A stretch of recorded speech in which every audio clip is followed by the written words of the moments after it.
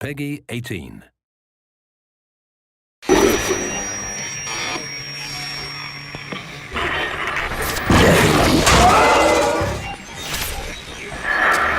As any engineer knows, a great creation is made up of many components, much like the human body and all its vital organs.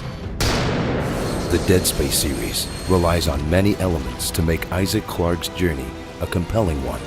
And if the story is the brains, and the gameplay its limbs, then the art direction must be at its heart.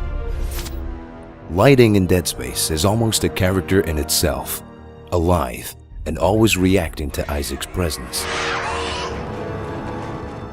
Lights can direct player focus to specific objects or locations, give some small comfort in the dark, offer tactical assistance, or even provide tension through their utter unreliability. The lighting is always changing, either fading, flashing, or changing color, creating an air of instability and tension. To match the shattered scenery of Ishimura and the sprawl, most lights seem dingy, yellowed, and decayed. Rather than the bright reds and blues we've come to expect from sci-fi stories, Isaac's path is lit with aged yellows and whites, as though these space stations have been lost in time.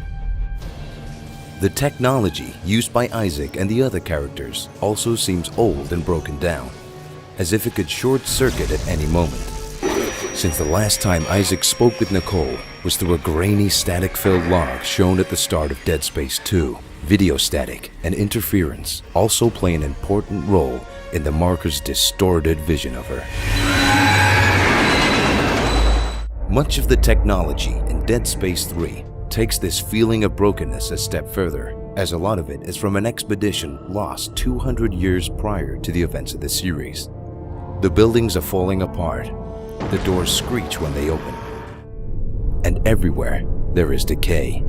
Each of the locations of Dead Space, the USG Ishimura, the Sprawl, and now Tau Volantis, have their own unique design. Gothic-style architecture is prominent. Buildings feature protruding ribs, long wandering corridors, and vast underbellies, mimicking human body structure in their appearance. But the true terror of Dead Space lies with the Necromorphs. These hideous, twisted visions of humanity exist only to kill, and yet the tiniest glimmer of the people they once were still exists in their clothes and corrupted faces. Their bodies have been bent, broken, and repurposed from dead flesh to slash, gut, and gore. From the hulking brutes to the nightmarish lurkers, each and every necromorph has been designed to terrify and horrify as they haunt dark spaces in search of victims.